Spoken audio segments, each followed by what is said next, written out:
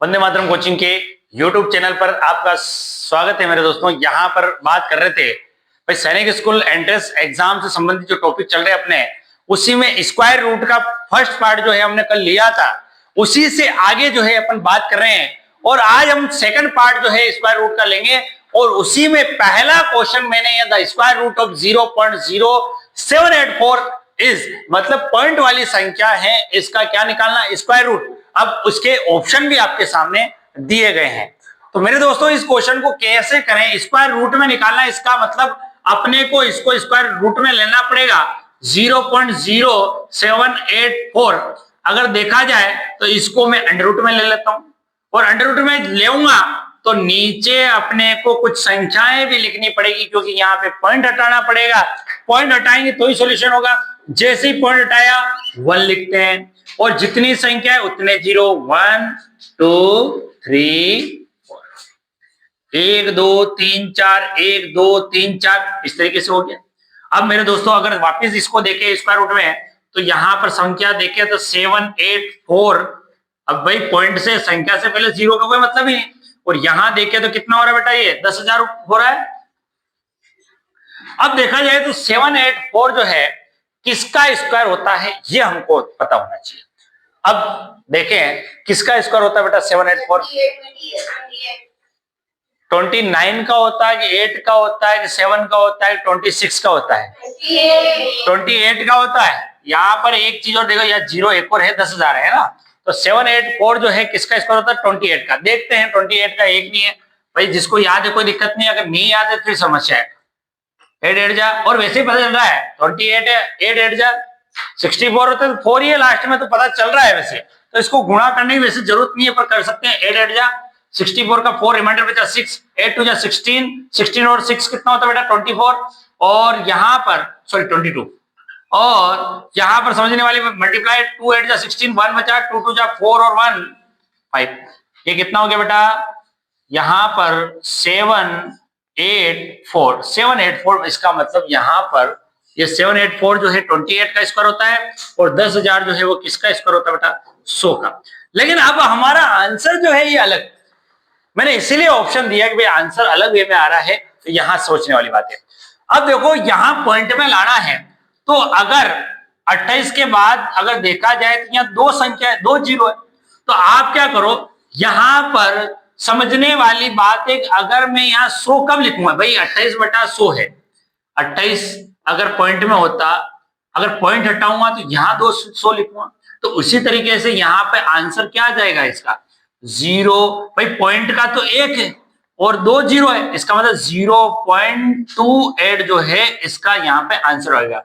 कोई ऐसे नहीं कर सकता है तो डिवाइड करके देख सकता है। कैसे 28 में 100 से डिवाइड करेगा। अब 100 से डिवाइड करेगा, डिवाइड जा ही नहीं रहा है तो 0 पॉइंट लगाएगा, यहां भी 0 लगाएगा। बोलो समझ में आया कि नहीं। अब 100 को 2 बार करेगा तो 200 आ गया। बोलो समझ में आया। अब यहां पर 8 0 और 0 एक और लिख देगा, 100 8 जा 800 और ये पूरा कट गया। आंसर कितना आ गया बेटा 0.28। इस तरीके से हम आंसर निकाल सकते हैं। तो आया है find the value of 0.064 upon 14.4। देखो एक तरीके से स्क्वायर रूट में है तो रूट में इसको चेंज करना, लेकिन पॉइंट यहाँ एक संख्या के बाद पॉइंट है, यहां पर पॉइंट के बाद 3 संख्या है। तो देखो 0.064 अपॉन 14.4। अब इसका पॉइंट हटेगा तो 1 0 लगेगी, इसका पॉइंट हटेगा तो ये पहले वाली कितनी संख्या 3 है, 1 2 3, तो ये 3 1 2 3 इस तरीके से हो गया। अब यहां से 0 से क्या घट गया बेटा 0 हो गया। अब बचा क्या बेटा, ऊपर तो बचा 64 क्योंकि संख्या से पहले 0 का कोई लेना देना ही नहीं, मतलब ही नहीं। अब नीचे की बात करें तो एक तरीके से ये 14,400 हो गया। ठीक। अब ये 64 को अपन स्क्वायर रूट में निकालते हैं तो ये 64 जो है 8 का स्क्वायर होता है और 144 144 हमको पता है 12 का होता है। लेकिन यहाँ पे डबल 0 की अपन क्या कर देंगे बेटा सिंगल 0 कर देंगे।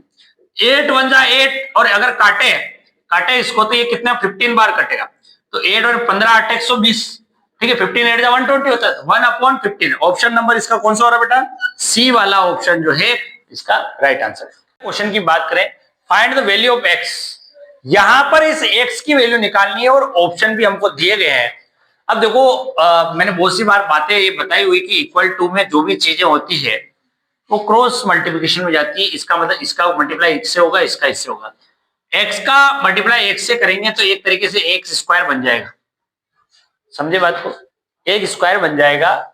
यहां पर समझने वाली बात है, यहां स्क्वायर रूट भी नहीं दिया हुआ है, ऐसा कुछ बात नहीं कही है, केवल आपको एक्स की वैल्यू पूछी है इसने। तो एक तरीके से एक्स का गुणा एक्स से करेंगे तो एक स्क्वायर बनता है और एक्स प्लस होकर 2x बनता है।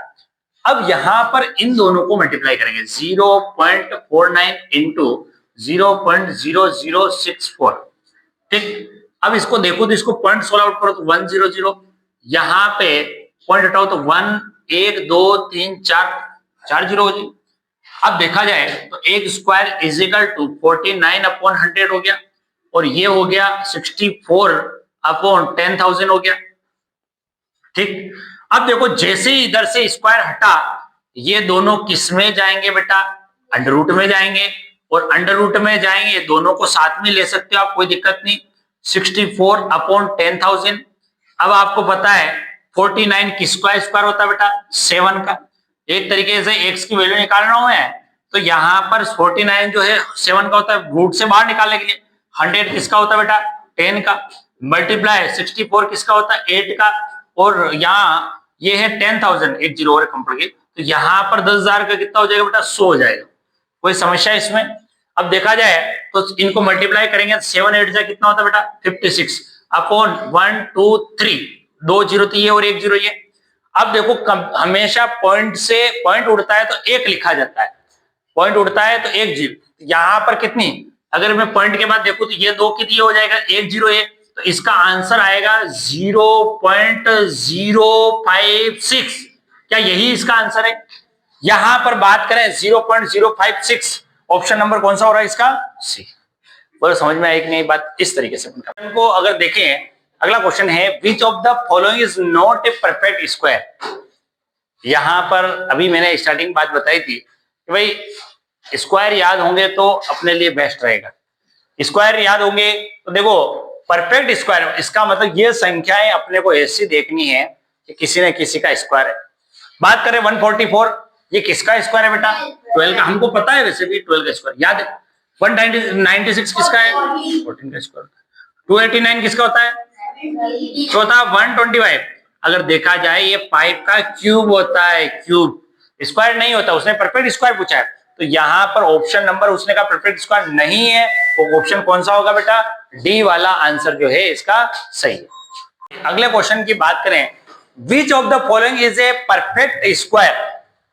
यहां पर आपको ये देखना है, पिछले क्वेश्चन में नॉट स्क्वायर, नॉट बोला था उसने, नहीं के लिए कहा था, यहां पर परफेक्ट स्क्वायर देखना है। तो 125 जो है ये 5 का क्यूब होता है, पहला ऑप्शन, वहां पे भी आंसर अपन निकाल, इसका मतलब ये स्क्वायर किसी का नहीं। 1000 क्या किसी का स्क्वायर होता है क्या बेटा, नहीं होता है। 1000 किसी का स्क्वायर नहीं होता है, लेकिन क्यूब जरूर होता है, और क्यूब किसका होता है, 10 का क्यूब होता है। भाई बात समझ में, ये भी नहीं होगा। अब ये बात करें 361, ये बिल्कुल सही है, 19 का स्क्वायर होता है, 200 किसी का स्क्वायर नहीं होता है। Option number C perfect square 361 जो है वो 19 का स्क्वायर होता है। आई बात समझ में, इस तरीके से अपन काम करते हैं। हाँ जी, अगले क्वेश्चन की बात की जाए मेरे दोस्तों, यहाँ पर इस तरीके से रूट में ये क्वेश्चन आया है, और कोई कहो साहब ये क्वेश्चन अभी पेपर में नहीं आए हुए हैं इस तरीके का, लेकिन कभी पेपर में आ जाए तो हमको क्या करना है, इधर से ना चल के हम इधर से चलेंगे। इधर से चलेंगे कैसे, यहां पर देखो 4 + 44 है, प्लस ये देखो 10,000 है, इसको अगर स्क्वायर से बाहर निकालेंगे तो 10,000 होता है किसका बेटा, 100 का स्क्वायर होता है। तो ये एक तरीके से 4 प्लस अंडर रूट में देखे तो वापिस ये 144 हो गया, और 144 किसका होता है बेटा, 12 का होता है, बाहर निकालेंगे 12 का हो गया, 12 और 4 कितना हो गया, 16 हो गया, और 16 किसका हो गया बेटा, वापिस आंसर कितना आ गया इसका, 4 आ गया। वापिस इसको देखेंगे एक बार और समझेंगे इसको। देखो इस तरीके से रूट में रूट इस तरीके से संख्या आ जाए तो अपने को लास्ट वाली संख्या लेनी, इधर से लेना है। 10,000 था, 10,000 जो 100 का स्क्वायर है, मैंने बाहर निकाल दिया रूट से। अब लेकिन आगे वाले रूट से ये प्लस होगा तो 44, 44 और 100 हो गया 144। फिर 144 जो है 12 का स्क्वायर होता है, इसको वापिस रूट से बाहर निकालिया तो ये 4 12 इससे प्लस हो गया 12, फिर अंडर रूट वापिस 16 आ गया, और 16 किसका स्क्वायर होता है बेटा, 4 का स्क्वायर होता है। इस तरीके से क्वेश्चन की बात करें यहाँ पर तो देखा जाए 510, 344 और 289 ये सब रूट में है। हमको चलना इधर से नहीं है, इधर से ही चलना है। 510 प्लस 344 प्लस 289 को अगर रूट में लिए जाए तो ये किसका स्क्वायर बेटा? 17 का। ठीक है, इस तरीके से कंडीशन बन गई। 510 प्लस 344 और 17 अगर इनको प्लस करें तो कितना हो रहा है बेटा? 361 हो रहा है। अब यहां पर 510 प्लस 361 जो है 19 का स्क्वायर होता है। अगर इनको प्लस करें तो 529 और 529 जो है किसका स्क्वायर होता है बेटा? 23 का। कुल मिला के समझना ये है कि इधर से हमको चलना है और इधर से करते करते रूट में स्क्वायर में निकालते निकालते इसको जोड़ के लास्ट में यही काम करके अपन आंसर निकालेंगे। क्वेश्चन की बात करें, if 1 plus x upon 144 is equal to 13 upon 12, then what is the value of x? यहां पर समझने वाली बात है कि ये रूट में है। ये किसमें है बेटा?